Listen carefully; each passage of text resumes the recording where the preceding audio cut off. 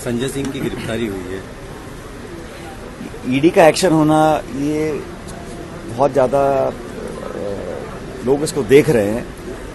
अब आप आंकड़े देख लीजिए, पिछले 5-7 सालों में ईडी का जो एक्शन हुआ है, सो कॉल्ड एक्शन, ये 95% उन लोगों के ऊपर है जो केंद्र सरकार के खिलाफ में है। 95% वो लोग हैं जो भाजपा के विरोध में हैं। उन पर जो सो कॉल्ड एक्शन है, कितना जायज है कितना नहीं है, जनता इसको देख रही है। लेकिन ये बात बिल्कुल सच है कि चुनाव से ठीक पहले इस प्रकार की कार्रवाई जब होती है तो बड़े सवाल उठते हैं कि मंशा क्या है, ऑब्जेक्टिव क्या है, ये इन्वेस्टिगेटिव एजेंसी है या एक सरकार का एक जरिया है दबाव बनाने का, प्रेशर क्रिएट करने का। लगातार जो विपक्ष के नेताओं के ऊपर केसेस हो रहे हैं, छापे पड़ रहे हैं, रेड्स हो रही हैं, इनकम टैक्स की, सीबीआई की, ईडी की, ये कहीं ना कहीं सवाल को जन्म देते हैं कि ये हो क्यों रहा है चुनाव से ठीक पहले, और विशेष रूप से अपराधियों के, मतलब विरोधियों के ऊपर। जो सत्ता से जुड़े लोग हैं उन पे कभी कोई जांच नहीं होती, कोई छापे नहीं मारे जाते, कोई नोटिस नहीं मिलता उनको। तो ये बड़ा एक, मुझे लगता है पब्लिक का संज्ञान ले रही है। अब कानून के दायरे में रहकर क्या परिणाम निकलेंगे मैं नहीं जानता हूं, लेकिन परसेप्शन ये बना हुआ है कि केंद्र सरकार पूरी ताकतों का इस्तेमाल कर दबाव बनाकर विरोधियों को सबक सिखाने के मूड में है। लेकिन पब्लिक जो मतदाता है सब बातों को समझता है, और मुझे लग रहा है कि 2024 में सही निर्णय पब्लिक लेगी इस देश की।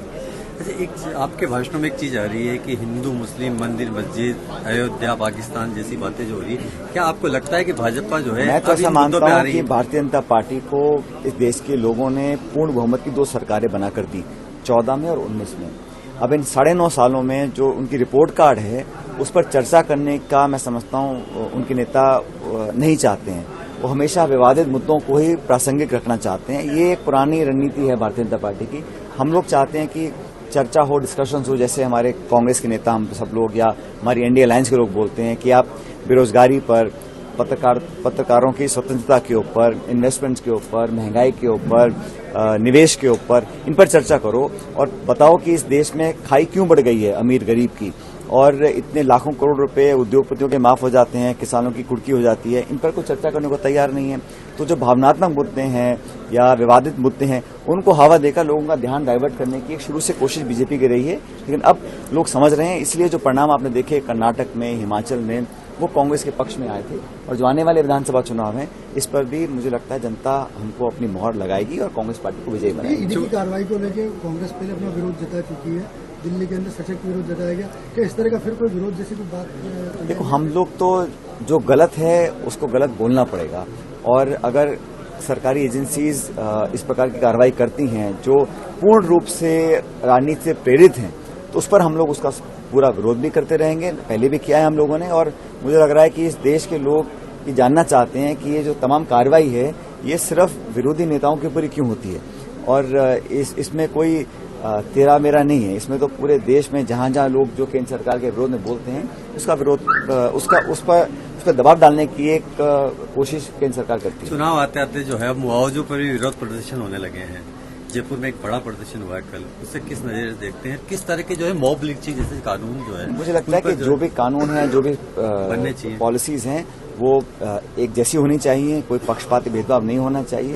लेकिन हमारा जो चुनाव का मुद्दा है, चाहे राजस्थान है चाहे बाकी जगह है, वहाँ किसान, नौजवान, महंगाई, बेरोजगारी, आगे की संभावनाएं, भविष्य की नौजवानों के लिए हम क्या तैयार कर सकते हैं, उस पर करना चाहिए। एक विजन रोड मैप होना चाहिए। उसके अभाव में मैं समझता हूँ कि जो चर्चा और डिबेट्स हैं वो बहुत ज्यादा सार्थक नहीं है, और जो पब्लिक इश्यूज हैं उस पर ही चुनाव लड़े जाने चाहिए। कल नड्डा जी जयपुर में थे, उन्होंने कहा कि गहलोत साहब का समय आप पे निगाह रखने में ज्यादा बीता है। क्या करें? जेपी नड्डा जी ने कल कहा कि गहलोत साहब का समय सरकार चलाने से ज्यादा आप पे निगाह रखने में बीता है। अब तो निगाह मेरे को लगता है कि बीजेपी को रखनी चाहिए वसुंधरा जी के ऊपर कि वो क्या करेंगे नहीं करेंगे। आपस में इतना खिंचाव है, टिकटों में जो झगड़े चल रहे हैं, और अपने आप को एक पार्टी विद डिफरेंस कहने वाली बीजेपी, वहां पे क्या हाल हो रहे हैं आप सब जानते हैं। ये उनका अंदरूनी मामला है, मैं टिप्पणी नहीं करूंगा ज्यादा। लेकिन मैं इतना जानता हूं कि टिकट किसी को भी दें, लेकिन जनता देखेगी संगठन क्या है, विचारधारा क्या है, नेता कौन है और किस दिशा में प्रदेश को ले जाना चाहते हैं। उस संदर्भ में कांग्रेस हर बार बीजेपी को हरा सकती है।